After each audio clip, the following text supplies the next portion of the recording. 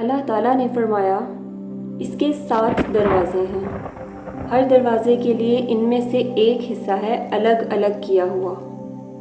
سورۃ الحجر آیت نمبر 44۔ یہاں جزو حصے سے مراد گروہ اور جماعت ہیں۔ ایک قول کے مطابق ابواب سے مراد طبقات یعنی اوپر نیچے طبقات ہیں۔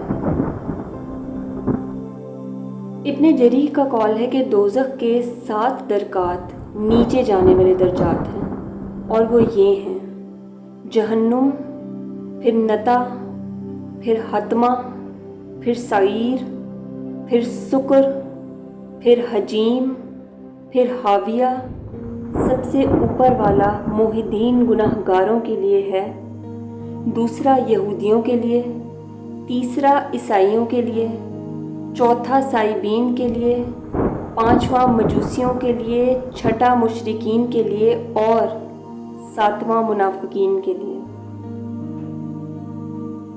طبرانی اوسط میں ہے کہ حضرت جبرائیل علیہ السلام حضور نبی کریم صلی اللہ علیہ وآلہ وسلم کے پاس ایسے وقت میں حاضر ہوئے کہ اس وقت وہ نہیں آتے تھے۔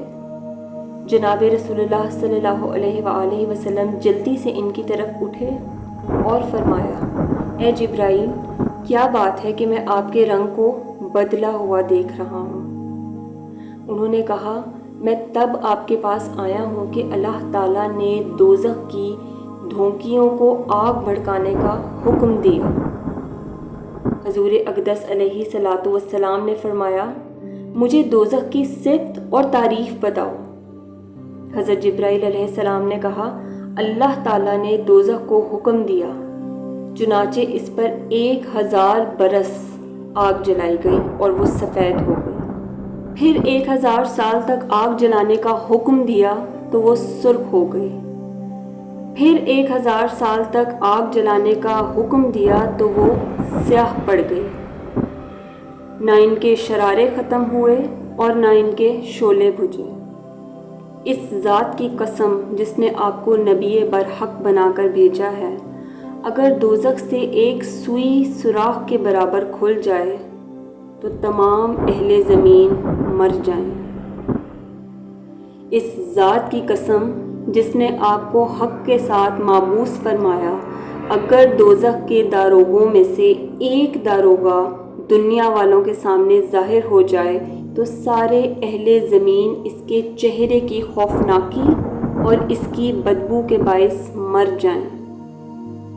اور اس ذات اقدس کی قسم جس نے آپ کو حق کے ساتھ مابعوث فرمایا، دوزخ کی زنجیروں میں سے ایک زنجیر جس کا ذکر اپنی کتاب میں فرمایا کہ اگر اسے دنیا کے پہاڑوں پر رکھ دیا جائے تو یہ پگھل کر بہہ جائیں گے اور آخری حصہ زمین پر جا رکے گا۔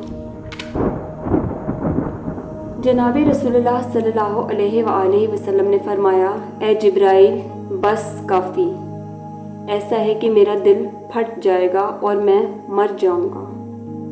جناب رسول کریم صلی اللہ علیہ وآلہ وسلم نے حضرت جبرائیل علیہ السلام کی طرف دیکھا تو وہ رو رہے تھے۔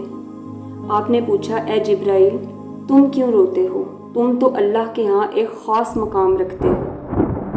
عرض کیا: میں کیوں نہ روں، میں رونے کا زیادہ مستحق ہوں۔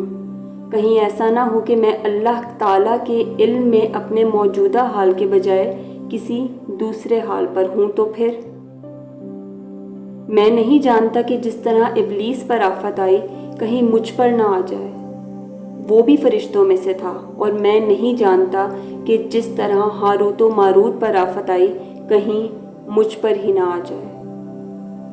راوی بتاتے ہیں کہ جناب رسول اللہ صلی اللہ علیہ وآلہ وسلم بھی رونے لگے اور حضرت جبرائیل علیہ السلام بھی روئے، دونوں ہی روتے رہے۔ آخر کار آواز آئی: اے جبرائیل اور اے محمد، اللہ تعالیٰ نے آپ دونوں کو نافرمانی سے محفوظ و معصوم کر دیا۔ حضرت جبرائیل علیہ السلام اوپر چلے گئے اور جناب رسول اللہ صلی اللہ علیہ وآلہ وسلم باہر تشریف لائے۔ بعض انصار صحابہ کے پاس سے گزرے جو کھیل رہے تھے اور ہنس رہے تھے۔